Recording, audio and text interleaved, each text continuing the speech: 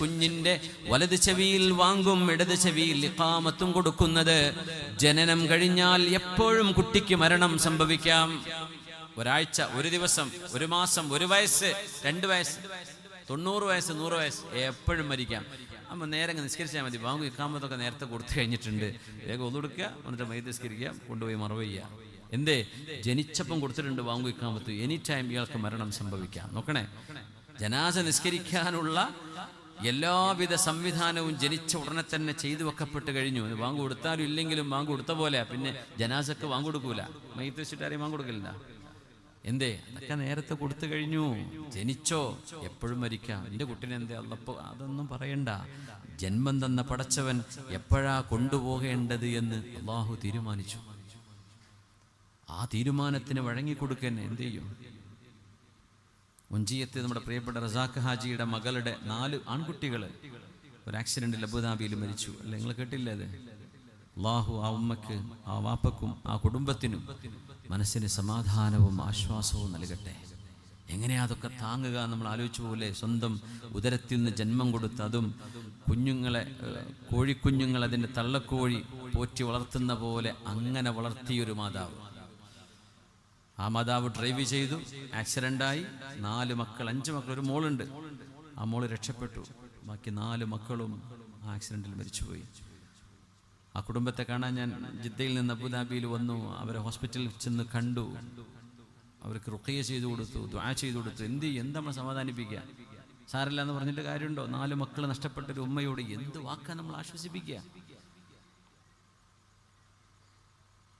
എന്തേ? അള്ളാഹു തീരുമാനിച്ച ആയുസ് അത്രയേ ഉള്ളൂ. സമയം അള്ളാഹു കൊണ്ടുപോയി. ഇതൊരു മുഅ്മിനിന് ആശ്വസിക്കാൻ കഴിയും. യൻസിലു സ്വബ്റു അലാ ഖദ്രിൽ മുസീബ. മുസീബത്തിന്റെ കനത്തിനനുസരിച്ച് ക്ഷമ അള്ളാഹു ഇറക്കുകയാണെന്ന് മഹാന്മാർ പറയും. ഒരു കുട്ടി മരിച്ച ആൾക്ക് ക്ഷമിക്കാനുള്ള കരുത്ത് അള്ളാഹു കൊടുക്കുന്നുണ്ട്. ഞാൻ അവരുടെ ഹോസ്പിറ്റലിൽ റൂമിലേക്ക് കയറി ചെല്ലുമ്പോൾ അവർ കൈകളൊക്കെ മുറിവായി, ഫ്രാക്ചറായിട്ട് ആ ഉമ്മ കിടക്കുന്നുണ്ട്. ഇപ്പുറത്ത് ഭർത്താവുണ്ട്, കുട്ടികളുടെ വാപ്പ. അദ്ദേഹത്തിന് കാലിന് ലത്തീഫ് സാഹിബ്, അള്ളാഹുക്കൊക്കെ വളരെ പെട്ടെന്ന് ശിഫ കൊടുക്കട്ടെ, മനസ്സിന് സമാധാനം കൊടുക്കട്ടെ. എങ്ങനെയാ അതൊക്കെ പറയാ? 5 മക്കളിൽ 4 മക്കളും, അത് ഒരു പെൺകുട്ടി, 4 ആൺകുട്ടികളും മരിച്ചു. ആ മക്കളുടെ ജനാസ കാണിച്ചു കൊടുത്തിട്ടാ ദുബൈ സോനാപൂരിലെ ഖസീസ് എന്ന് പറയാം. സോനാപൂർ നമ്മൾ ആൾക്കാരുടെ പേരാണ്. അവിടെ സെമിത്തേരിയുണ്ട്, അവിടെ മഖബറയുണ്ട്. അവിടെ കൊണ്ടുപോയി മറവ് ചെയ്തു. 4 മക്കളും ഒരുമിച്ച്. നിങ്ങളൊക്കെ അറിഞ്ഞതല്ലേ? പക്ഷെ എന്നെ അത്ഭുതപ്പെടുത്തിയത്, പടച്ചവനെ, അവരെ ഒന്ന് ആശ്വസിപ്പിക്കണമെന്ന് വിചാരിച്ചിട്ടാണ് ഞാൻ വണ്ടി കയറി, ജിദ്ദയിൽ നിന്ന് ഫ്ലൈറ്റ് കയറി അബുദാബിയിൽ വരുന്നത്. എന്ത് റബ്ബേ ഞാൻ പറയും? ഞാൻ കുറെ ആലോചിച്ചു, എന്താ റബ്ബേ ഞാൻ പറയാ? എന്തെങ്കിലും ഒരു വാക്ക് പറഞ്ഞാൽ അവർ പൊട്ടിത്തെറിക്കും, അവർ പൊട്ടിത്തകരും. സംഭവിച്ച യാഥാർത്ഥ്യം അവരറിഞ്ഞു. മക്കളെ കൊണ്ടുപോയി മറവ് ചെയ്തു. ഞാൻ ചെന്നപ്പോൾ വാപ്പ അവർ ദുബൈയിൽ നിന്ന് മറവ് ചെയ്ത് വരുന്നുള്ളൂ, ഉസ്താദ് കുറച്ച് വെയിറ്റ് ചെയ്യണം, അവർ ഹോസ്പിറ്റലിലേക്ക് ഇപ്പോൾ എത്തും. കുട്ടിയുടെ ഉമ്മ അവിടെ ഉണ്ട്, ഹോസ്പിറ്റലിലുണ്ട്, അബുദാബിയിലെ മഫറഖ് ഹോസ്പിറ്റലിൽ. ഞാൻ അള്ളാഹുവിനോട് ദുആ ചെയ്ത്, പടച്ചവനെ, ഞാൻ എൻ്റെ മനസ്സ് പൊട്ടാതെ, നമ്മൾ പൊട്ടിക്കരഞ്ഞു പോകൂലേ അങ്ങനത്തെ ഒരു അവസ്ഥയിൽ നിൽക്കുന്ന ഒരാളെ കണ്ടുപോയാൽ, എനിക്കത് സംഭവിക്കരുത് പടച്ചവനെ. ഞാനൊരു മനസ്സുറപ്പിൽ എനിക്ക് നിന്നെ നിർത്തി തരണം. ഞാൻ പൊട്ടിത്തകർന്നാൽ പിന്നെ കൂട്ടക്കരച്ചില്ല. അതുകൊണ്ട് എൻ്റെ മനസ്സിന് സബാത്ത് തരണം, ഉറപ്പ് തരണം പടച്ചവനെ എന്ന് ഞാൻ ദുആ ചെയ്തു. ഒന്നും ചെയ്തില്ല. 2 പേർക്കും നന്നായി റുഖിയ ചെയ്തു കൊടുത്തു, മന്ത്രിച്ചൂതി കൊടുത്തു, ക്ഷമ കിട്ടാനും സമാധാനം കിട്ടാനും. 2 ബോട്ടിൽ വെള്ളം റുഖിയ ചെയ്തു കൊടുത്തു, സമാധാനം ഉണ്ടാവാൻ വേണ്ടി നിയ്യത്ത് ചെയ്ത് കുടിക്കട്ടെ എന്ന് പറഞ്ഞിട്ട്. ഒന്നും പറഞ്ഞില്ല. എന്ത് പറയാൻ? ആ ഉമ്മ അപ്പോഴും പറഞ്ഞു, ഒറ്റ വാക്ക് എന്നോട് എത്രേ പറഞ്ഞുള്ളൂ, മക്കൾക്ക് വേണ്ടി ദ്വാരക്കണേ. അല്ലാഹ്, എനിക്കെൻ്റെ കണ്ണുകളെ പിടിച്ചു നിർത്താൻ പറ്റിയില്ല. എന്തേ ഇതൊക്കെ സംഭവിക്കുമ്പോൾ നമ്മൾ എന്തേ അങ്ങനെ, എന്തേ ഇങ്ങനെ, എന്താ പടച്ചവൻ അങ്ങനെ ചെയ്തു എന്നും പറയണ്ട. തുമ്മ ഇന്നക്കും ബഅദ ദാലിക ലമയ്യിതൂൻ. ജന്മം ഞാൻ നൽകി കഴിഞ്ഞാൽ പിന്നെ നിങ്ങൾ കുട്ടിയോ യൗവനമോ മധ്യവയസ്സിലോ വാർദ്ധക്യത്തിലോ അതിവാർദ്ധക്യത്തിലോ എങ്ങനെയുമാവാം, മരണം അതിൻ്റെ പിറകെ വരുന്ന നിങ്ങളുടെ 8ാമത്തെ ഘട്ടമാണ്. അള്ളാഹു ക്ഷമ നൽകട്ടെ, ആ കുടുംബത്തിന് ആശ്വാസം നൽകട്ടെ. അള്ളാഹു ആ കുടുംബം, ആ മക്കള്, അവരുടെ ബന്ധുക്കള്, ബന്ധുമിത്രാദികള്. ഇതിൻ്റെ ഒരു കാര്യം ഞാൻ പറയണേ, നമ്മളാർക്കും നമ്മുടെ നാട്ടിലെ ചെറിയൊരു പ്രശ്നമാണത്. ഒരു മരിച്ചു കഴിഞ്ഞൊരു വീട്ടിലേക്ക് ചെന്നാൽ എന്താണ് സമാധാനിപ്പിക്കേണ്ടത് എന്ന് അറിയാത്ത ഒരു വിഷയം. ഞാൻ നിങ്ങളെ കുറ്റം പറയല്ല, ആരെയും കുറ്റപ്പെടുത്തല്ല, നമുക്കത് അറിയില്ല. നമ്മൾ ചെന്നിട്ട് എങ്ങനെ മരിച്ചു എന്ന് ചോദിക്കും. പടച്ചോനെ, 100 ആൾ ചോദിച്ചു പോയ ചോദ്യമായിരിക്കുന്നത്. ഏത് കുട്ടിയെ മരിച്ചത്, ആദ്യത്തേതോ രണ്ടാമത്തെ, നിങ്ങളൊന്നും ചോദിക്കണ്ട. നമ്മളൊരു സ്ഥലത്ത് ആശ്വസിപ്പിക്കാമെന്ന് ചെന്നാൽ അള്ളാഹു സ്വർഗം തരട്ടെ, സ്വർഗത്തിൽ പടച്ചോൻ കാണിച്ചു തരട്ടെ, അള്ളാഹു നമുക്ക് ക്ഷമ തരട്ടെ, ഇത്രേ പറയാവൂ. അതിനപ്പുറം നമ്മൾ പറയുന്നതൊക്കെ അവരെ വേദനിപ്പിക്കും. നമ്മൾ വിചാരിക്കും എന്തേലും ചോദിക്കണ്ടേ. ചില പെണ്ണുങ്ങൾക്കും ആണുങ്ങൾക്കും അതറിയില്ല എന്താ ചോദിക്കേണ്ടത്. അവിടെ ചെന്നിട്ട് എന്തേ പറ്റിയത്, ഇങ്ങോട്ട് വന്ന് കുത്തിയതാ, അവൻ അങ്ങോട്ട് പോയി കുത്തിയ, എന്തിനാ അതൊക്കെ ചോദിക്കുന്നത്? കുട്ടി മരിച്ചു, ആ സങ്കടത്തിലാണ് അവരിയ്ക്കുന്നത്. മോൻ അവിടെ നിന്ന് മരിച്ചു, മോള് മരിച്ചു, വെള്ളത്തിൽ മുങ്ങിയിട്ടോ പുഴയിൽ ചാടിയിട്ടോ എന്തോ ആകട്ടെ, ആ കുട്ടിക്ക് വേണ്ടിയും ആ കുടുംബത്തിന് വേണ്ടിയും ഒന്ന് ദുആ ചെയ്തിട്ട് പോരെ, വേറൊന്നും നിങ്ങൾ ചോദിക്കരുത്. അത് ചോദിക്കും തോറും ആ മുറിവ് ഇങ്ങനെ നീറിക്കൊണ്ടിരിക്കും. നമ്മൾ വിചാരിക്കും എന്തേലും ചോദിക്കണ്ടേ, അപ്പൊ അങ്ങനെ കഥ ചോദിക്കും. കഥ ചോദിക്കരുത്, അവർ മറന്നോട്ടെ. സമയം ചില ദുഃഖങ്ങളെ മായ്ച്ചു കളയുന്ന, അതിന് നമ്മൾ അനുവദിക്കണം. നമ്മൾ ആളുകൾ ദയവ് ചെയ്ത് എൻ്റെ സഹോദര സഹോദരിമാർ, ഒരു വേദനിക്കുന്ന ഒരു കുടുംബത്തിനും ചെന്നിട്ട് ആ അപകടത്തെക്കുറിച്ച് ചോദിക്കരുത്. ഖലാസ്, അത് നിങ്ങൾ പുറത്തുനിന്ന് ആരോടെങ്കിലും ചോദിച്ചോ, ആ വീട്ടുകാരോട് ചോദിക്കരുത്. അവർക്ക് വേദന ഉണ്ടാക്കും. മനസ്സിങ്ങനെ പാകപ്പെട്ട് വരുമ്പോഴായിരിക്കും കഥ അവ്വല് മുതൽ ആഖിർ വരെ ചോദിക്കുന്നത്. അല്ലെങ്കിൽ അതിങ്ങനെ പറഞ്ഞുകൊണ്ടിരിക്കുക ഇപ്പുറത്തുനിന്ന്. നമ്മൾ ആരും ഇത് ചെയ്യരുത്. നിങ്ങൾക്ക് ദ്വാരക്കാൻ പറ്റുമോ, പോയി കണ്ടോ, ഇല്ല ആ വീട്ടുകാരെ കണ്ട് സലാം പറഞ്ഞു പോര്. ആ ദുഃഖം അനുഭവിക്കുന്ന ആളുകളുടെ മനസ്സിനെ വേദനിപ്പിക്കുന്ന ഒരു ചോദ്യവും നമ്മൾ ചോദിക്കരുത്, ചോദിക്കാൻ പാടില്ല. നമ്മൾ ആശ്വസിപ്പിക്കാനല്ലേ പോകുന്നത്. നമുക്ക് ആശ്വസിപ്പിക്കൽ എങ്ങനെയാണെന്ന് അറിയാത്തൊരു വിഷയമുണ്ട്. അത് നമ്മൾ ശരിക്കും മനസ്സിലാക്കുക. നമുക്കങ്ങനെ സംഭവിച്ചാൽ നമ്മൾ എന്തായിരിക്കും വിചാരിക്കുക? ആ ദുഃഖത്തെക്കുറിച്ച് ഇങ്ങനെ ചോദിച്ചുകൊണ്ടിരുന്നാൽ നമ്മൾ ആ ദുഃഖത്തിലേക്ക് പോവല്ലേ. 3 ദിവസമാണ് മഅ്തം, ഔദ്യോഗികമായ ദുഃഖാചരണം ഇസ്ലാമിൽ 3 ദിവസമാണ്. അത് കഴിഞ്ഞാൽ പിന്നെ ദുഃഖം ഉണ്ടാവും, മരണം വരെ ചിലപ്പോൾ ദുഃഖം ഉണ്ടാവും, പക്ഷെ ആചരണമില്ല. ദുഃഖാചരണം 3 ദിവസമുണ്ട്. ആ 3 ദിവസം കഴിഞ്ഞാൽ ആ വീട്ടുകാർക്ക് മറക്കാനുള്ള സാഹചര്യം ഉണ്ടാകും. നോർമലി ബിഹേവ് ചെയ്യുക, ഒന്നും സംഭവിക്കാത്ത പോലെ. അവർക്ക് എന്താ വേണ്ടത്, കുടിക്കണോ, എന്താ വേണം, എന്തേ ആവശ്യമുണ്ടോ, ഇങ്ങനെയുള്ള ചോദ്യങ്ങളാവട്ടെ എന്നല്ലാതെ ആ മുറിവിനെ കുറിച്ച് മരണത്തെക്കുറിച്ച് ഇങ്ങനെ ചോദിക്കരുത്. അവരോട്, ആ വീട്ടുകാരോട് ചോദിക്കരുത്. ഞാൻ പറയണമെന്ന് ആഗ്രഹിച്ചു പോകാറുണ്ട് പലപ്പോഴും. ഞാൻ ആ വീട്ടുകാരോട് തന്നെ പറഞ്ഞു, ആ മരണം സംഭവിച്ചു വിട്ടില്ല. ഞാൻ പറഞ്ഞു, ആരെയും സന്ദർശകർ അനുവദിക്കേണ്ട, അവരൊന്ന് മനസ്സ് പാകപ്പെടട്ടെ. സന്ദർശകരെ വിളിച്ച് എന്താ വിളിച്ചു എന്ന കാര്യം, ആളുകൾ വന്ന് കണ്ടിട്ട് എന്താ കാര്യം, ഇതല്ലേ ചോദിക്കാൻ പോകുന്നത്. അപ്പോൾ മനസ്സ് വേദനിക്കും. അള്ളാഹു ആശ്വാസം നൽകട്ടെ, അള്ളാഹു ആശ്വാസം നൽകട്ടെ. നാളെയോ മറ്റന്നാളോ നമ്മുടെ വീട്ടിലും നമ്മുടെ മക്കൾക്കും ഇതുപോലെ വല്ല അനുഭവം വരുമ്പോഴാണ് ആ ദുഃഖത്തിൻ്റെ ഭാരം എത്രയാണെന്ന് നമ്മൾ തിരിച്ചറിയുക. അള്ളാഹു പടച്ചതമ്പുരാന്റെ ഖലാഉകൾ നമ്മൾ സ്വീകരിക്കാൻ ബാധ്യസ്ഥരാണ്. അള്ളാഹു മുസീബത്തുകൾ ഇറക്കുമ്പോൾ അതിന് കണക്കായ ക്ഷമയും അള്ളാഹു ഇറക്കുന്നുണ്ടെന്നാണ്. അള്ളാഹു ആ ക്ഷമ കൊണ്ട് നമ്മളെയും, ഏത് പ്രയാസമുള്ള ആളുകളുണ്ട് അവരൊക്കെ എല്ലാവർക്കും അള്ളാഹു തആല ആശ്വാസം നൽകട്ടെ. ആമീൻ. ജാതിയും മതമൊന്നും അതിൽ ബാധകമല്ല. ദുഃഖം എല്ലാവരുടെയും ദുഃഖമാണ്. മക്കൾ എല്ലാവർക്കും മക്കളാണ്. മാതാപിതാക്കൾ എല്ലാവർക്കും മാതാപിതാക്കളാണ്. അത് ഹിന്ദുവിൻ്റെയും മുസ്ലിമിൻ്റെയും ജൂതൻ്റെയും ക്രിസ്ത്യാനിയാണെങ്കിലും ആരാണെങ്കിലും മനുഷ്യരുടെ ദുഃഖവും മനുഷ്യരുടെ വികാരവും ഒന്നാണ്. ആ വികാരത്തെ നമ്മൾ മനസ്സിലാക്കുകയും ആ ദുഃഖത്തിൽ അവരോട് ഒപ്പം താങ്ങായി നിന്ന് അവർക്ക് മനസ്സിന് ആശ്വാസം നൽകാൻ കഴിയണമെന്ന്. എന്തുകൊണ്ടെന്നറിയോ? ജന്മം കഴിഞ്ഞാൽ മരണം അള്ളാഹു എഴുതി വെച്ചതാണ്. 8ാമത്തെ ഘട്ടം അതാണ്. 9ാമത്തേത് ثم إنكم يوم القيامة تبعثون. മരണം കഴിഞ്ഞാൽ പരലോകത്തേക്ക് അള്ളാഹു നിങ്ങൾക്ക് പുനർജന്മം നൽകും. അവിടം വരെയുള്ള യാത്രയാണത്. നമ്മുടെ ഫൈനൽ ഡെസ്റ്റിനേഷൻ എവിടെയാണ്? ആഖിറമാണ്. മരണം, നമ്മുടെ ഈ ബോഡി പോകുന്നുള്ളൂ, റൂഹ് അവിടെ ബാക്കിയുണ്ട്. നമ്മളെപ്പോഴും ബാക്കിയുണ്ട്, നമ്മുടെ റൂഹ് ബാക്കിയുണ്ട്. ശരീരം ചിലപ്പോൾ ഡീക്കേ ആയി പോകും, മണ്ണിലേക്ക് മണ്ണലിഞ്ഞു പോകും. പരലോകത്ത് നിങ്ങൾക്ക് അള്ളാഹു പുനർജന്മം നൽകും. അള്ളാഹു ആ ദിവസം, വിചാരണയുടെ നാള് അള്ളാഹു നമുക്ക് എളുപ്പമാക്കി തരട്ടെ. നമ്മൾ എന്തൊക്കെ തെറ്റുകൾ ചെയ്തു പോയിട്ടുണ്ടെങ്കിലും അള്ളാഹു കരുണാവാരിധിയാണ്. റജബ് മാസം വിട പറയുകയാണ്, ഷഅബാൻ പിറക്കാൻ പോവുക, റമദാൻ വരെയാണ്. അള്ളാഹുവിൻ്റെ റഹ്മത്ത് ചോദിച്ചു വാങ്ങേണ്ട സമയം പടച്ചോ നമുക്ക് തന്നിരിക്കുകയാണ്. അള്ളാഹുവിൻ്റെ റഹ്മത്ത് കൊണ്ട് നമ്മൾ അനുഗ്രഹിക്കട്ടെ. ആമീൻ യാ റബ്ബൽ ആലമീൻ. ഇതാണ് മനുഷ്യ ജീവിതം. ഇമാം ബുഖാരി ഉദ്ധരിക്കുന്ന ഒരു ഹദീസുണ്ട്. റസൂലുള്ളാഹി സ്വല്ലല്ലാഹു അലൈഹി വസല്ലം മനുഷ്യ ജീവിതത്തെ നിർവചിച്ചുകൊണ്ട് ഒരു റെക്റ്റാങ്കിൾ വരച്ചു. റെക്റ്റാങ്കിൾ എന്ന് പറഞ്ഞാൽ ദീർഘചതുരം. അതിൻ്റെ നടുവിലൊരു വര വരച്ചു, നേരെ ഹൊറിസോണ്ടലായിട്ട്.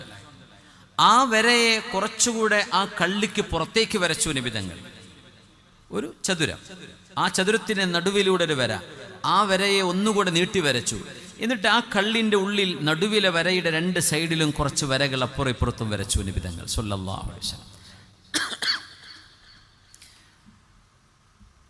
ടീച്ചിങ് ബൈ എക്സാമ്പിൾ എന്ന് പറയും. കുട്ടികൾക്ക് ചിലത് കാണിച്ചു കൊടുത്ത് പഠിപ്പിക്കണം എന്നാണ്. സ്കൂൾ മുറ്റമായതുകൊണ്ടും ഞാനൊരു അധ്യാപകനായതുകൊണ്ടും കുട്ടികളെ പഠിപ്പിക്കേണ്ട തഅലീമിൻ്റെ ചില ഉസ്ലൂബുകളുണ്ട്, ചില രീതികളുണ്ട്. മെത്തഡോളജി ഓഫ് ദ മെസ്സഞ്ചർ സല്ലല്ലാഹു അലൈഹി വസല്ലം, നബി തങ്ങളുടെ പഠിപ്പിക്കുന്ന രീതി നമ്മൾ പഠിക്കേണ്ട ഒരു വിഷയമാണ്. എങ്ങനെ മക്കളെ പഠിപ്പിക്കേണ്ടതെന്ന് തങ്ങൾ ഏറ്റവും വലിയ മുഅല്ലിമാണ്. ഇന്നമാ ബുഇസ്തു മുഅല്ലിമ, I have been send as a teacher, ഞാനൊരു അധ്യാപകനായിട്ടാണ് നിയമിക്കപ്പെട്ടത് എന്ന് പറഞ്ഞ റസൂലാണ് നമ്മുടെ റസൂൽ സല്ലല്ലാഹു അലൈഹി വസല്ലം. ഇവിടെ മക്കൾ ഹിഫ്ള് കഴിഞ്ഞിരിക്കുന്ന മക്കളാണ്. ഇവിടെ നമ്മൾ സാധാരണഗതിയിൽ ഹിഫ്ള് എന്ന് പറഞ്ഞാൽ അടി കൊള്ളാനുള്ള പരിപാടി അങ്ങനെയില്ല. ഒരടിയും അടിക്കാതെ, ഒരടി പോലും ഒരു കുഞ്ഞിൻ്റെ ദേഹത്ത് പോലും തൊടാതെ ഒരധ്യാപകന് ആ മക്കളെ 30 ജുസ് ഹിഫ്ള് ചെയ്യിക്കാൻ പറ്റും. അത് പഠിക്കണം എങ്ങനെയാണെന്ന്. അടിക്കാൻ നിൽക്കുകയാണെങ്കിൽ അത് നമ്മുടെ കുറവാണെന്ന്. അധ്യാപകർ അടിക്കരുതെന്ന്, അടിക്കാതെ പഠിപ്പിക്കാൻ പറ്റും.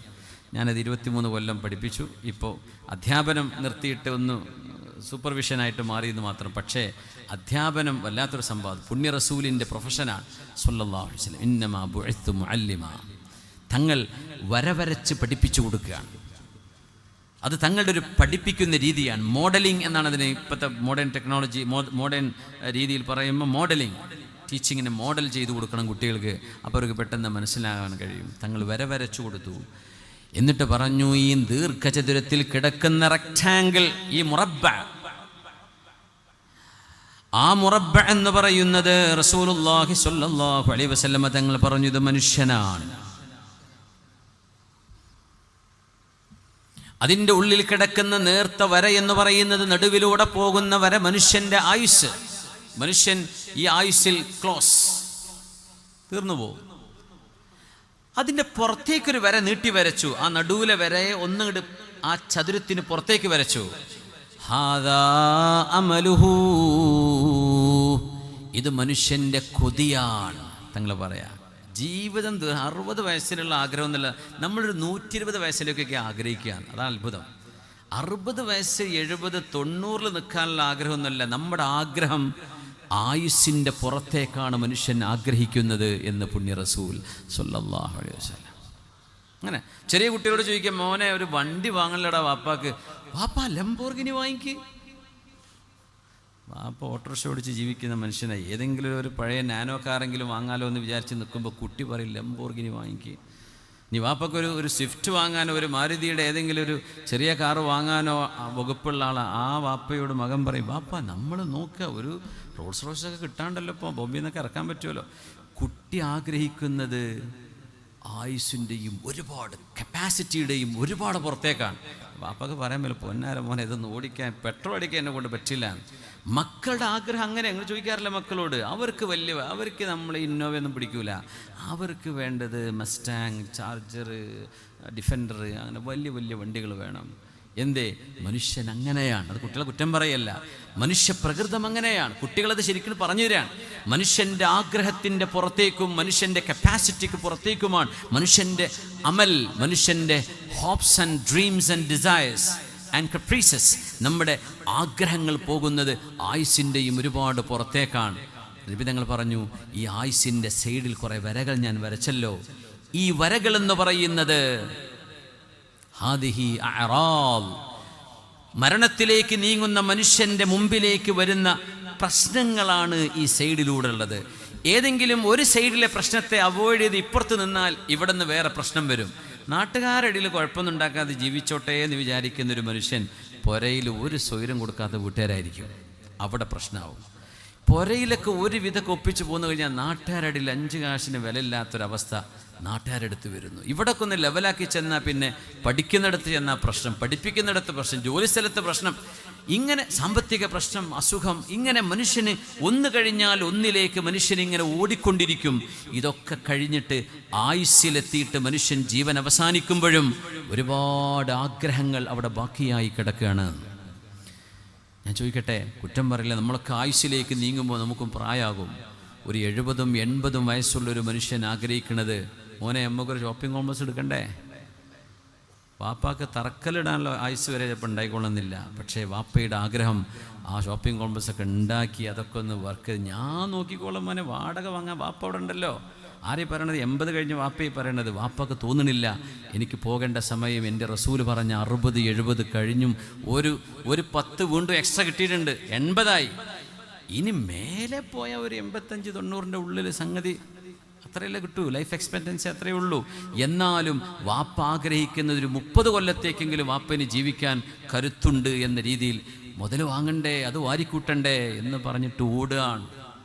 ആ നേരം കുറച്ച് ഖുർആനും കുറച്ച് ദിക്റും കുറച്ച് ഇടപാടുകളൊക്കെ ഒന്ന് തീർത്ത് പൊരുത്തപ്പിടിക്കുന്നവരെ പൊരുത്തപ്പിടിച്ച് ഒരു ഉംറയോ ഒരു ഹജ്ജൊക്കെ ചെയ്ത് ആ ഒരു വലിയ യാത്രയ്ക്ക് വേണ്ടി റെഡിയായി നിൽക്കേണ്ട സമയത്ത് പോലും മനുഷ്യൻ സമ്പത്തിനെക്കുറിച്ച് ആലോചിക്കുന്ന അവസ്ഥ വരും. ഇല്ലാ മൻ റഹിമ റബ്ബി, പടച്ചതമ്പുരാൻ്റെ വലിയ കാരുണ്യം ലഭിച്ചവരൊഴികെ അവരെ പണിക്കൊന്നും നിൽക്കുമല്ല. അത് ഞാൻ മോനെ വാപ്പാൻ്റെ കഴിഞ്ഞടാ, നീ എന്താ ചായ്ക്കോ, വാപ്പാനതിനെ നോക്കേണ്ട, വാപ്പനെ ഒരുങ്ങുകയാണ്. ഇത് ചിന്ത വരുന്ന ആളുകൾ വളരെ കുറവാണ്. ഇതെന്താ, മനുഷ്യൻ ഇങ്ങനെയാണ്. ഈ ജീവിതത്തെയാണ് നമ്മൾ കരുപ്പിടിപ്പിച്ചെടുക്കേണ്ടത്. അതിനാണ് റസൂലുള്ളാഹി സ്വല്ലല്ലാഹു അലൈഹി വസല്ലം തങ്ങൾ നമുക്ക് ഈ ദീൻ തന്നിരിക്കുന്നത്. അതുകൊണ്ട് മനുഷ്യൻ്റെ കണ്ണു തുറക്കണം. ഈ രാത്രി, ചില ആളുകൾക്ക് രാത്രിയാകുമ്പോൾ നമുക്കൊന്ന് മുങ്ങിയാലോ? ചില ആളുകൾക്ക് പടച്ചവനെ രാത്രി എനിക്ക് ഖബറിനെ ഓർമ്മ വരുന്നു. ഇത് രണ്ടും മനുഷ്യരിലുള്ള അവസ്ഥയാണ് അല്ലേ? രാത്രികാലങ്ങളിൽ നമ്മുടെ കോഴിക്കോട് ബീച്ചടക്കം നമ്മുടെ ടൗണുകളൊക്കെ സജീവമാണ്. നമ്മുടെ റെസ്റ്റോറൻറ്റുകളൊക്കെ എന്ന് പറയുന്നത് രാത്രിയാണ് കച്ചവടം. ഞാൻ പറഞ്ഞിട്ട് ഒരു കച്ചവടം മുടക്കല്ല. പൊന്നു സഹോദരങ്ങളെ, മഗ്‌രിബ് കഴിഞ്ഞാൽ പിന്നെ തിന്നണത് തടിക്ക് കേടാണ്. ഇശാ കഴിഞ്ഞാൽ പിന്നെ തിന്നാൻ പാടില്ല എന്നാണ് ശറഈൻ്റെ നിയമം. നിയമം എന്ന് പറഞ്ഞാൽ അത് മനുഷ്യ ശരീരത്തിന് ഹാനിക, അത് പ്രകൃതി വിരുദ്ധമാണ്. രാത്രി ടർഫിലൊക്കെ കളിച്ചിട്ട് പൊറാട്ടയും ബീഫ് അടിച്ചിട്ടാണ് പോയി കിടന്നുറങ്ങണത്. നിങ്ങൾ ആലോചിച്ച് നോക്കി, എന്ത് കാര്യം ഉണ്ടായി? ആ കാലറിയൊക്കെ ബേൺ ചെയ്തിട്ട് കുറേ കാർബോഹൈഡ്രേറ്റ്സും അതും ഇതും അടിച്ച് കയറ്റിയിട്ട് പോയി സുബഹില്ലാണ്ട് കിടന്നുറങ്ങുക. ഇത്രമേൽ അശാസ്ത്രീയമായ അനാരോഗ്യപരമായൊരു ജീവിതം നമ്മുടെ സമൂഹത്തിലാണ് കൂടുതൽ കണ്ടുവരുന്നത് എന്നത് ഒരു സത്യമാണ്. അത് കോഴിക്കോട് മലപ്പുറം ജില്ലകൾ ഇങ്ങനെ നോക്കിയാൽ നമുക്ക് മനസ്സിലാവും. രാത്രി സമയങ്ങളിൽ കടകമ്പോളങ്ങളിലെ തിരക്ക് കാണുമ്പോൾ വിശക്കുന്നതും പോയി കഴിക്കണ്ട, അതിനെക്കുറിച്ചല്ല പറയണത്. കച്ചവടക്കാരെ കച്ചവടം മുടക്കാൻ വേണ്ടിയും പറയല്ല. ദയവ് ചെയ്തിട്ട് അവനാൻ്റെ തടി അവനാ നോക്കിക്കോ, അത്രേ പറയാൻ പറ്റുള്ളൂ. രാത്രി എന്ന് പറയുന്നത് ദൃഷ്ടാന്തമായി തോന്നുന്ന ആളുകളുണ്ട്. ഈ രാത്രി തന്നെ മനുഷ്യൻ എന്തെങ്കിലും തിന്മകൾ ചെയ്യാൻ മറയായി രാത്രി നമുക്ക് ചെയ്യാം എന്ന് പറഞ്ഞ് രാത്രിയെ തിന്മയ്ക്ക് വേണ്ടി കാത്തിരിക്കുന്നവരും മനുഷ്യരിൽ നോക്കണം. ഒരു സാധനം, ഈ രാത്രി എന്ന ദൃഷ്ടാന്തമാണ്. ഖുർആൻ പറയാം, രാത്രി എന്നത് അള്ളാഹുവിൻ്റെ ദൃഷ്ടാന്തമാണ്. ഈ പ്രപഞ്ചത്തിൽ ഭൂമിയെ അള്ളാഹു കറക്കുമ്പോൾ സൂര്യന് ഓപ്പോസിറ്റായിട്ട് വരുമ്പോൾ ഭൂമിയുടെ അതർ സൈഡ് ഡാർക്കായി പോവാണ്. അതാണ് നമ്മുടെ ഇരുട്ട്. ഇപ്പുറത്തെ സൈഡ് വെളിച്ചമുണ്ട്. ബിസ്മില്ലാഹിർ റഹ്മാനിർ റഹീം. തബാറകല്ലദീ ജഅല ഫിസ്സമാഇ ബുറൂജൻ വജഅല ഫീഹാ സിറാജാ وجعل فيها سراجا وقمرا منيرا وهو الذي جعل الليل والنهار خلفة لمن أراد أن يذكر أو أراد شكورا. ഇതൊരു മനോഹരമാണ് സൂറത്തുൽ ഫുർഖാൻ. തബാറകല്ലദീ, അല്ലാഹു പരിശുദ്ധനാണ്, ബറക്കത്തുടയവനാണ്. അല്ലദീ ജഅല ഫിസ്സമാഇ ബുറൂജാ, ആകാശലോകങ്ങളിൽ നക്ഷത്രങ്ങൾക്ക് സഞ്ചരിക്കാൻ വഴികളുണ്ടാക്കി കൊടുത്തവനാണ് അല്ലാഹു.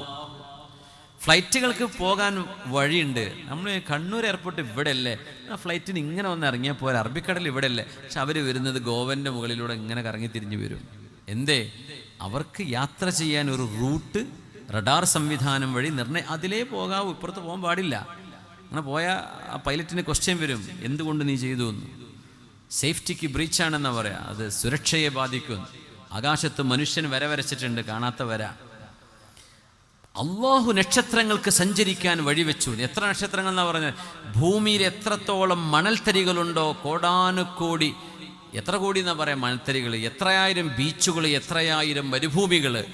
ഈ മരുഭൂമികളിലും ബീച്ചുകളിലും കിടക്കുന്ന ഓരോ മണൽത്തരിയുടെ എണ്ണത്തിനും ആകാശത്ത് നക്ഷത്രങ്ങളുണ്ടെന്നാ. സൂര്യൻ എന്ന് പറയുന്ന ഒരൊറ്റ നക്ഷത്രം ഭൂമിയുടെ 100,000-ലേറെ ഭൂമിയെ, ചിലർ പറയും അതിലും കൂടുതൽ, അതിൻ്റെ ഉള്ളിലേക്ക് വെച്ചാലും സൂര്യൻ്റെ ഉള്ളിൽ സ്ഥലം ബാക്കിയാണെന്ന്. അതാ ഒരു നക്ഷത്രം. ഇങ്ങനെ മണലിൻ്റെ എണ്ണത്തിന് നക്ഷത്രങ്ങൾ എന്താണ് അള്ളാൻ്റെ. അപ്പം നമ്മൾ ഈ 5 സെൻറ്റിനും 2 സെൻറ്റിനും തിരക്കി മതിലിങ്ങോട്ട് കുത്തി ഒരു മനുഷ്യൻ നടക്കാൻ വഴി കൊടുക്കാതെ, ഒരു വണ്ടി പോകാൻ അസൂയ കൊണ്ട് സമ്മതിക്കാതെ ഇങ്ങനെ നിൽക്കുമ്പോൾ നമ്മൾ ആലോചിക്കുന്നുണ്ടോ അള്ളാൻ്റെ പ്രപഞ്ചത്തിൻ്റെ വലിപ്പം എത്രയാണ്?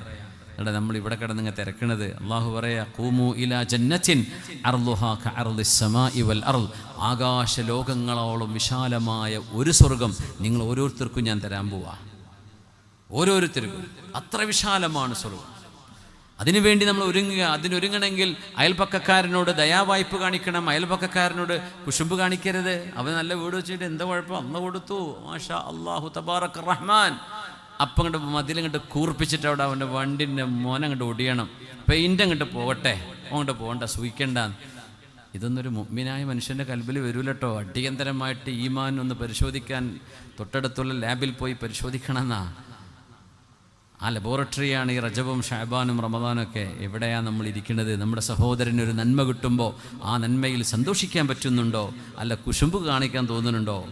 നമ്മൾ സന്തോഷിക്കണമെന്നാ. അള്ളാഹു ഖൈർ. ആ മക്കളൊക്കെ നന്നായില്ലേ, അവരൊക്കെ അധ്വാനിച്ച് കച്ചവടം ചെയ്ത് മാഷാ അള്ളാ നല്ല റാഹത്തിൽ ജീവിക്കുന്നില്ലേ, അവരെ കമ്മിറ്റിക്കാരെ നോക്കണ്ടല്ലോ, പഞ്ചായത്ത് നോക്കണ്ടല്ലോ, മഹൽ അവർ രക്ഷപ്പെട്ടില്ലേ, അൽഹംദുലില്ലാ. ഇത് പറയേണ്ടതെന്ന് പറയാൻ അവർക്കും വല്ല എന്തെങ്കിലും കുഴപ്പമുണ്ടാവട്ടെ എന്ന് അങ്ങനെ ആലോചിക്കാൻ പാടില്ലല്ലോ. സുബ്ഹാനല്ലാഹ്. അള്ളാഹുവിൻ്റെ ലോകം വളരെ വിശാലമാണ്. ഓരോ നക്ഷത്രത്തിനും സഞ്ചരിക്കാൻ വഴിവെച്ചിട്ടുണ്ട്. എത്ര നക്ഷത്രം? 400 ബില്യൺ നക്ഷത്രങ്ങൾ നമ്മുടെ മിൽക്കി വേയിൽ ക്ഷീരപഥത്തിൽ മാത്രം.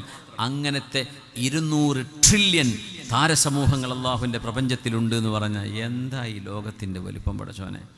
അതിൽ നമ്മളൊക്കെ വളരെ ഇൻസിഗ്നിഫിക്കൻറ്റ്, ഒന്നിനും ഒരു കടകുമണിൻ്റെ അത്ര പോലും നമുക്ക് പ്രപഞ്ചത്തിൽ നമ്മുടെ ഭൂമിക്ക് സ്ഥാനമില്ല. അത്ര ചെറുതാണ് നമ്മളൊക്കെ അഹങ്കാരം എത്രയാണ്. നമ്മൾ ആലോചിച്ച് നോക്കി, അള്ളാഹിൻ്റെ പടപ്പുകളിൽ ഇത്രമേൽ ഇൻ്റലിജൻ്റായ ഒരു സൃഷ്ടിയെ അള്ളാഹ് പടച്ചിട്ടില്ല എന്നാ. മലക്കുകളുടെ സ്വഭാവം കൊടുത്തു, മൃഗങ്ങളുടെ സ്വഭാവം കൊടുത്തു, വികാരവും കൊടുത്തു, ചിന്തയും കൊടുത്തു. എന്നിട്ട് അള്ളാഹ് പരീക്ഷിച്ചു, നിങ്ങൾ എങ്ങനെയാ, വികാരത്തിനടിമപ്പെടുന്നുണ്ടോ, വിവേകമനുസരിച്ച് ജീവിക്കുന്നുണ്ടോ ഇല്ലയോ എന്ന്. ബിസ്മില്ലാഹിർ റഹ്മാനിർ റഹീം. തബാറകല്ലദീ ജഅല ഫിസ്സമാഇ ബുറൂജൻ وجعل فيها سراجا وقمرا منيرا. ആകാശലോകത്ത് നിങ്ങൾക്കൊരു സൂര്യനെയും അതുപോലെ ഒരു ചന്ദ്രനെയും വെച്ചു തന്ന അല്ലാഹു പരിശുദ്ധനാണ്. എന്നിട്ട് പറയാൻ, വഹുവല്ലദീ ജഅലൽ ലൈല വന്നഹാറ ഖിൽഫ. മനുഷ്യന് നന്മയിലേക്ക് ഓടി വരാൻ അവസരം നൽകിക്കൊണ്ട് രാവിനെയും പകലിനെയും സൃഷ്ടിച്ചതാണ് അല്ലാഹു. രാവിലെ ജോലിക്ക് പോയതാണ്, തിരക്കായിരുന്നു, കല്യാണവും സൽക്കാരമൊക്കെ ആയിട്ട് ആകെ ബിസിയാ. നിസ്കാരം നടന്നിട്ടില്ല, സുന്നത്ത് നിസ്കരിക്കാൻ പറ്റിയിട്ടില്ല, ഒന്നും കാര്യമായൊരു ദിക്റോ ഒന്നും ചൊല്ലാൻ ഖുർആൻ ഓതാൻ പറ്റിയില്ല. അപ്പം രാത്രിയിൽ വീണ്ടെടുക്കുക. രാത്രി കല്യാണം കൊണ്ട് ബിസിയായിരുന്നു, അപ്പം പിന്നെ പകലിൽ അത് വീണ്ടെടുക്കുക. ഇതിനാ രാവും പകലും തന്നതെന്ന് പടച്ചവൻ പറയുമ്പോൾ, ലിമൻ അറാദ അൻ യദ്ദക്കറ ഔ അറാദ ശുക്കൂറ. അള്ളാഹുവിന് ശുക്ർ ചെയ്യണം, നന്ദി ചെയ്യണമെന്ന് ആഗ്രഹിക്കുന്നവനും പടച്ചവനെ ഓർക്കാൻ ആഗ്രഹിക്കുന്നവനും അവസരമായിട്ടാണ് രാത്രിയും പകലും തന്നത്. നോക്കണം, ഇത് മുഅ്മിനീങ്ങളുടെ സ്വഭാവം. അല്ലാത്തവരെന്ത് വിചാരിക്കും? കുരുത്തക്കേട് ചെയ്യാനുള്ള സമയമായിട്ട് ഈ രാവിനെ തന്നെ അവർ കാണുന്നത് അങ്ങനെയാണ്, മുഅ്മിനീങ്ങൾ കാണുന്നത് ഇങ്ങനെയാണ്. ഇതുകൊണ്ട് മനുഷ്യൻ ജീവിക്കുന്നത് വലിയൊരു ടെംപ്റ്റേഷൻ്റെ ഉള്ളിലാണ്. എന്ന് പറഞ്ഞാൽ പലതും നമ്മളെങ്ങനെ വേട്ടയാടിക്കൊണ്ടിരിക്കുകയാണ്. നമ്മുടെ ചുറ്റുപാടൊരു വഴിയിലേക്ക് ഇങ്ങനെ ഓടുകയാണ്. നമ്മളും നമ്മുടെ ദീനും മറ്റൊരു വഴിയിലാണ് പോവേണ്ടത് എന്ന് പറയുമ്പോൾ നമുക്ക് നമ്മളെ നിയന്ത്രിക്കാൻ പറ്റുന്നുണ്ടോ എന്നതാണ് വിഷയം. അലി ഇബ്നു അബീ ത്വാലിബ് റളിയല്ലാഹു അൻഹു ആകാശത്തേക്ക് നോക്കുന്നു. ആകാശത്ത് ഉദിച്ചുയർന്ന ചന്ദ്രക്കലയെ നോക്കി മഹാനായ റസൂലുള്ളാഹി തങ്ങൾ ചൊല്ലാൻ പറഞ്ഞിരുന്ന ദുആകളൊക്കെ ചൊല്ലിക്കഴിഞ്ഞു. ചന്ദ്രൻ പിറക്കുമ്പോൾ اللهم أهله علينا بالأمن والإيمان والسلامة والإسلام هلال رشد وخير. ആകാശത്ത് ചന്ദ്രപ്പിറവി കാണുമ്പോഴേ അല്ലാഹുവേ സമാധാനത്തിൻ്റെ, രക്ഷയുടെ, ഈമാനിൻ്റെ, ഹിലാല റുഷ്ദിൻ വിവേകത്തിൻ്റെ ഒരു മാസമാക്കി തരണേ പടച്ചോനെ. ഇത് നബി തങ്ങൾ ദുആക്കാൻ പറഞ്ഞു. അസ്അലുക ഖൈറ ഹാദ അശ്ശഹരി വഖൈറ മാ ഫീഹി വഖൈറ മാ ബഅദ. ഈ മാസത്തിൻ്റെ എല്ലാ ഖൈറും നൽകണേ, ആ മാസത്തിൻ്റെ നന്മ നൽകണേ, അതിൻ്റെ ഷർറുകളിൽ നിന്ന് കാക്കണേ എന്നൊക്കെ പഠിപ്പിച്ചു തന്നു റസൂലുള്ളാഹി സ്വല്ലല്ലാഹു അലൈഹി വസല്ലം. ബിസ്മില്ലാ.